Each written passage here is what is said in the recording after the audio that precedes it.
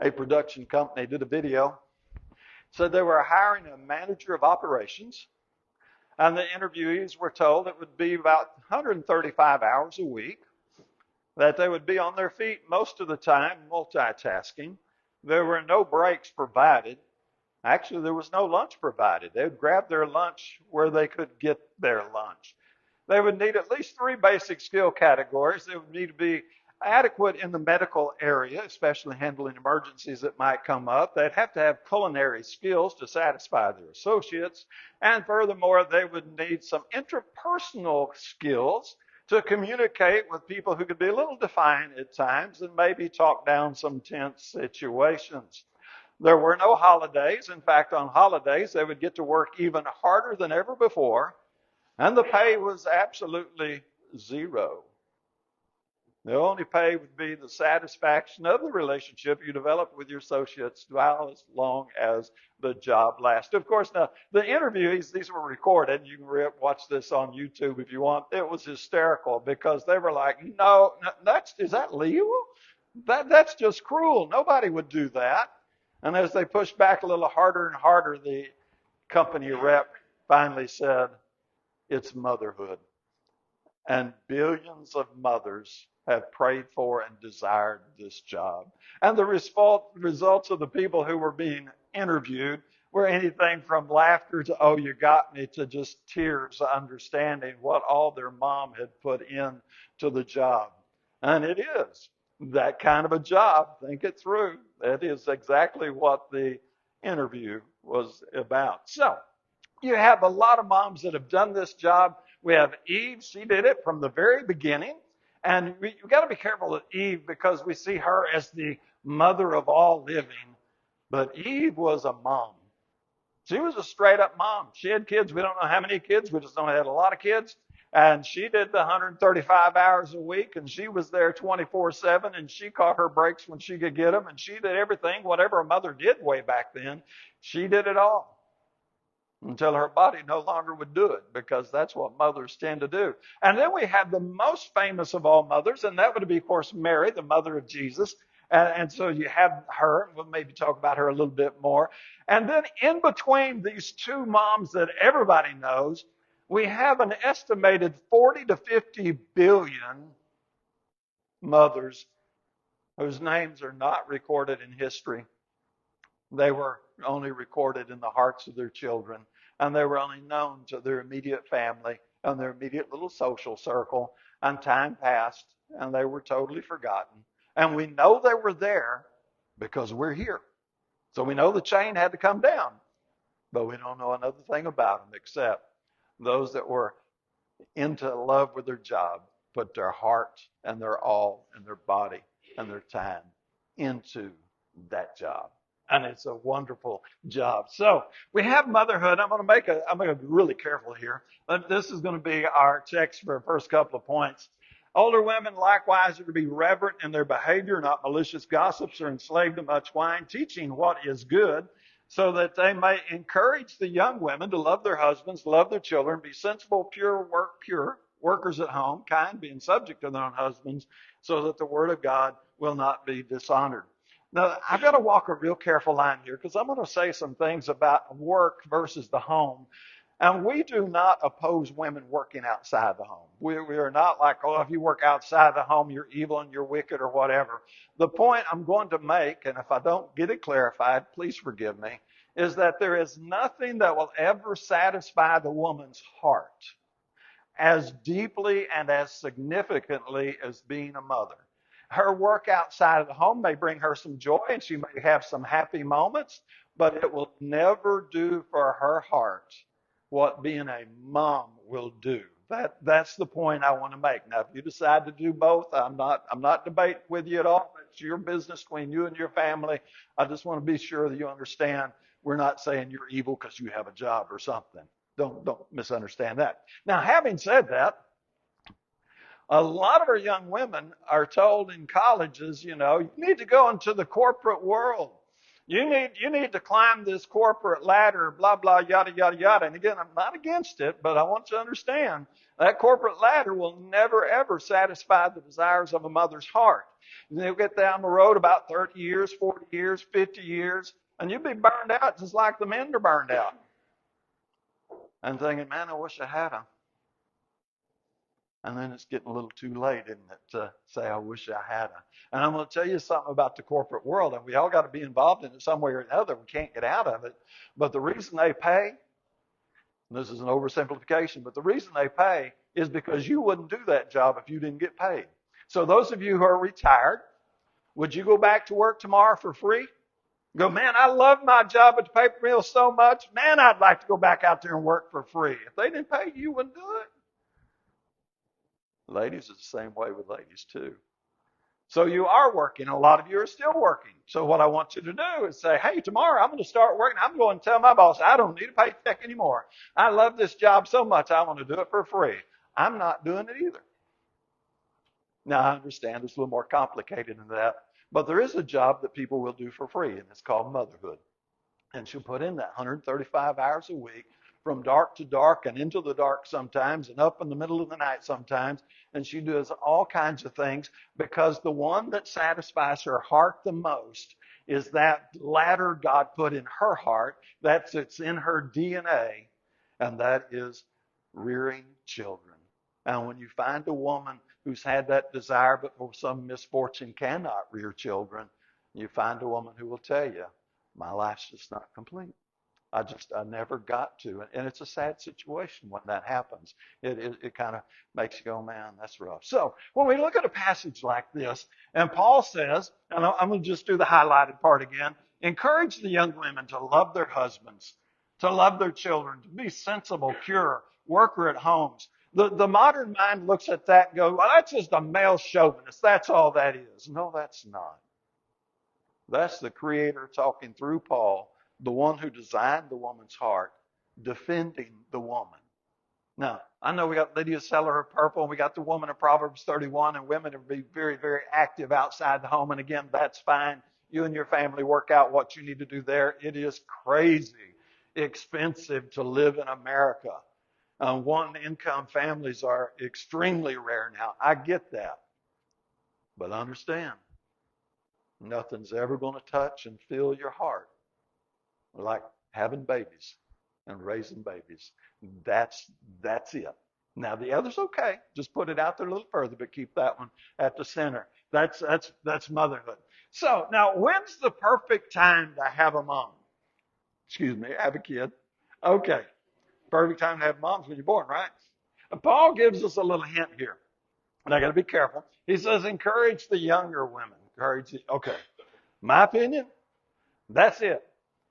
Old is that's grandparents. You get to be old, you get to be a grandparent because you get to send them back home. You get your break then, right? But mamas, it is more suited to the younger. There's no ifs, ands, or buts about that because there is 135 hours a week. It is nonstop. It does go and go and go, and you never feel like you're ever going to catch a break. And you know how wonderful us men are. We all step in and help you carry half your load, right? Go ahead, laugh, women. That was a joke. The men are going, yeah, no, watching TV is not carrying your load, men. Sorry, but anyway. So now, but we also know that you can be older and have kids. So here's one Bible reference to Sarah, who was 90 years old, was going to bear a child. Now, I don't know about you, but I'm like, man, if that happens at 90, just go ahead and shoot me. That's just an overwhelming thought. I have an acquaintance that has an acquaintance, and they were in their 50s, and all of a sudden she came up expecting. And now they're in their mid-50s. They got a kid sitting in the middle of the floor, and they laughed and said they both sat on the other side of the living room at each other going, what do we do with this? It's tough when it's your own. Grandkids, we got that one. So you can have kids at any age. There's no age limit on it. And if you will Google it, you will find that there have been a lot of women, not a lot's a relative term, but you'll find women into their 60s having babies. And you can find their little stories and read it. Just Google it if you're really curious about it, because that kind of boggles my mind. It's really something for the more energetic. And it does take a village no matter what age you're bringing in. But the right time. I've got no good answer for you. Let me give it to you this way. The right time is you're married. Uh, and now you're expecting. Because there is no right time. Think that through a minute. There is no right time. I don't care. When you are a mother, you are always going to have trouble and you're always going to have struggle and it's always going to be there. And so people go, well, these are terrible times to bring a kid into the world. Okay, let's go back to the 1800s. Let's bring a kid into the world before we had electricity and all the nice conveniences and the modern medicine, and where so many infants died of, as they called it then, dysentery, diarrhea, because any other medical things, our infant mortality rate today is way down from what we had. So let's just do it back then, and maybe, we won't get shot by some crazy gunslinger out in the wild, wild west. Well, now, preacher, that's a little extreme. Let's wait till the 1900s. 1900s, early 1900s would be a really great time. I'm like, cool, 1914, World War I. Well, you're right. So we're going to bump that up a little bit. We're going to go to 1920, roaring 20s. Man, things are going good. Everybody's happy. It's a very fortunate, prosperous time until 1929 and the Great Depression hit. Stock market crashed, and now you got a 9-year-old that you're trying to feed and clothe in the middle of the Great Depression. Well, that didn't work out so good, so we need to bump that up a little further. Preacher, let's go about 1940. That would be really great, wouldn't it? Except in 1941, World War II started, and there was rationing, and you couldn't even get sugar and some of the necessities of life, and you did a lot of your own gardening. Come on, tell me, when is going to be the perfect time? It's not there. It doesn't exist.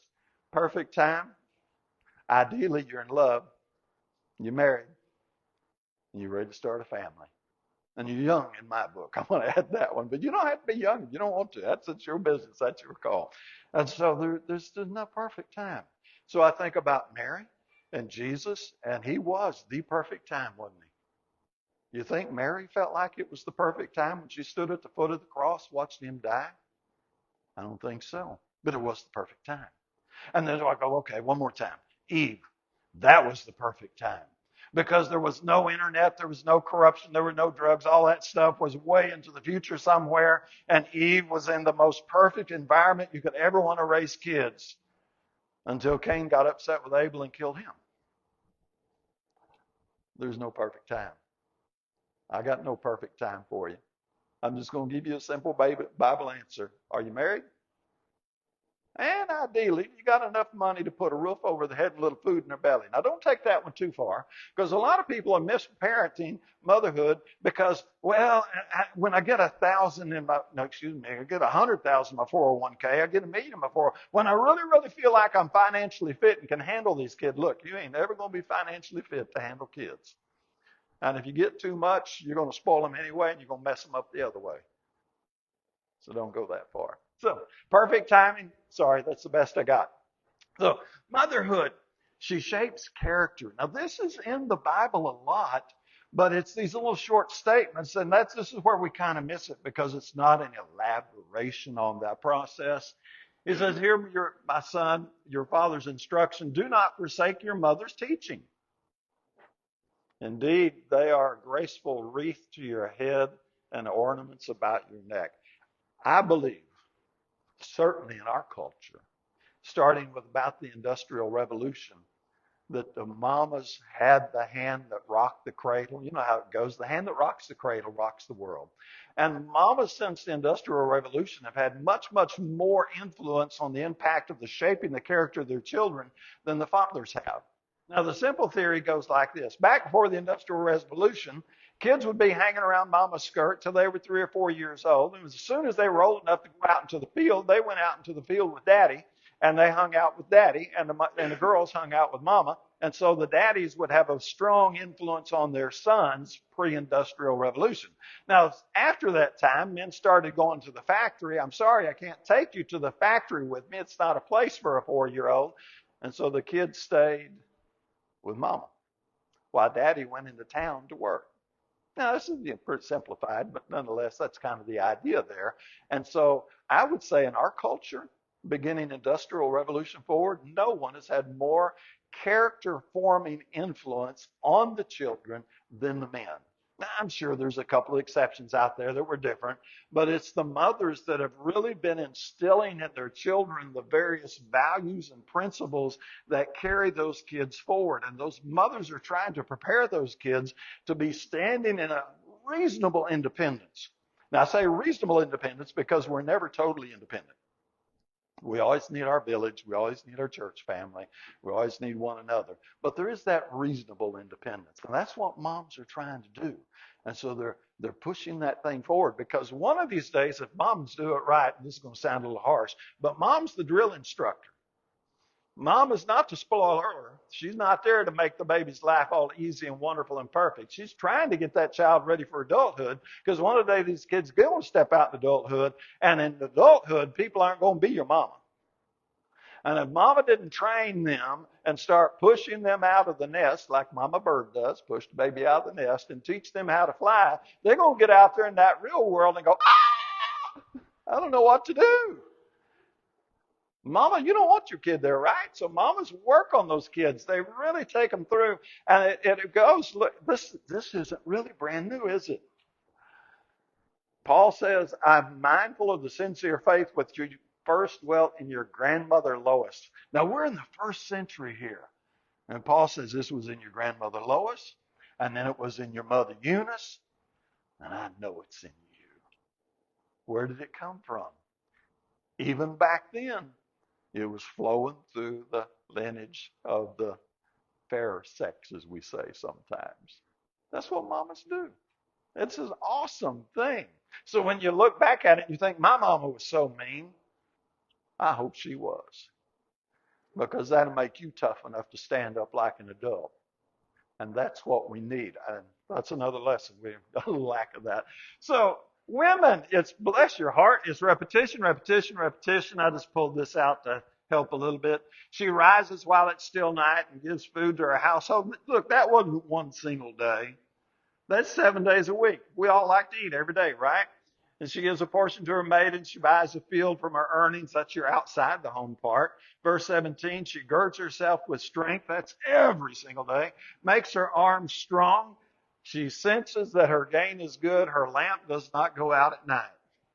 She's not just working 16 hours a day. She's putting in more than 16 hours a day, because that's what it takes to run a household. And so you got mamas going through all these wonderful seasons. No, listen to me, I'm a man. I can go all these wonderful seasons. There's a time where it's all wiping. They're wiping the nose. They're wiping the table. They're wiping the little backside. They're always wiping something, right?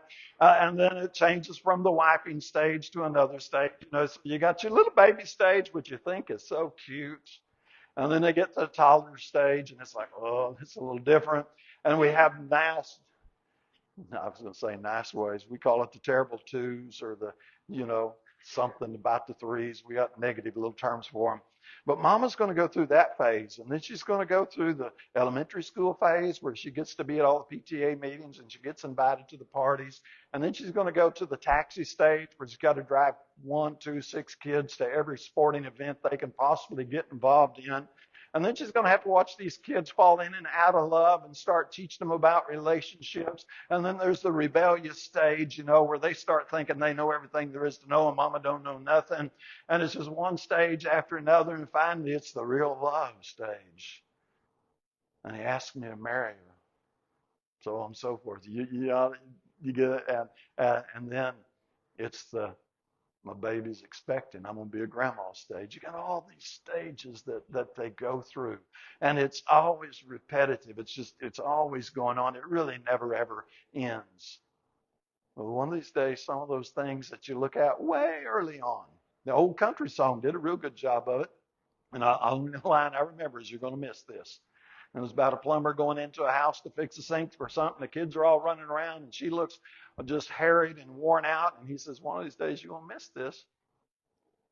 Think about it. I don't want to go back. But those were some fun times, weren't they? And there were some tiring times. And you get to the next stage, and there was a lot of fun there. And you get to the next one, there's a lot of fun there. And you got your stories and your happiness, but you can never go back. What I'm going to tell you is, whatever stage you're in, you just squeeze everything out of you can right there, right now, because it's going to pass. And one of these days, these kids are going to do what you hoped. Well, most of them. They are going to move out, and they are going to get a job someplace else, and you are going to sit around hoping they call you or hoping they come home for Christmas or Thanksgiving. Get it while you got it. There's a lot of repetition, but don't let the repetitive start get in your way. And then she's going to let him go. That's just what they do. It happened with Christ. Christ was raised by his mama. We don't have a lot of detail there. But he gets out and starts his ministry. And his mother and his brothers came standing outside, said to him and called, and the crowd was sitting around him. They said, your mothers and brothers are outside seeking you. You want to add something to that, go back up to verse 21 of the same chapter. But even Christ, there was time to move out. There was time to get on about business. So mamas are like, when the baby's down here in this beautiful little toddler stage and infant stage, mama is the center. She is the spotlight. That is that kid's whole world. When the kid goes to kindergarten, and mama lost just a little bit of that spotlight. And she's going to keep losing a little bit of it until one day the kid goes away. Now, if mama and daddy did it right, they're going to send a kid out the door into the real world, and a full-grown man or a full-grown woman is going to return and be even more times a blessing in their life than having a perpetual kid at home for the next 40, 50 years. But mamas move out of the spotlight, sort of, but not entirely. I'm hedging on you because mama knows what she put in those kids' hearts.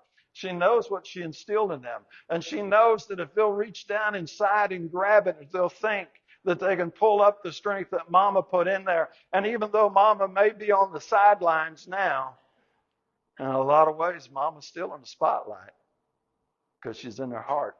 And she's what got them to where they are because of what she put in them for 18, 20, 26 years, depending on what the situation. You kids stay at home longer now.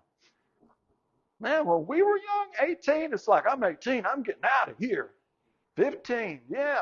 Now kids are like, well, I'm only 28. What do you want me to do? I'm looking for myself. Well, you hadn't found yourself here. Go look somewhere else. Moms, they just rock. If it wasn't for moms, we wouldn't have half the world we've got. And I know there are things that we could talk about from the other side. But as you look at that mom's love and that 135 hours a week and that relentless self-sacrificing, I can't help but segue to Christ. He worked dark to dark. He worked till he was so worn out he would sleep on a ship while he was in the middle of a storm. He worked so hard and gave so much of himself that he literally picked up a cross and carried it to Calvary for our benefit. I think the reasons moms have this thing that is so powerful in it is because women were created in the image of God. You can go back to Genesis 1:26 for that. But as you think about mothers, now do think about moms today. Give her due. Give her validation, her accolades, and everything else. But also think about God who created her. And you want to be right with him also. So if you're walking the straight and narrow way, I just want you to stay the path. Keep growing, keep developing. If you haven't started it, we're here to help you any way we can while together we stand and sing.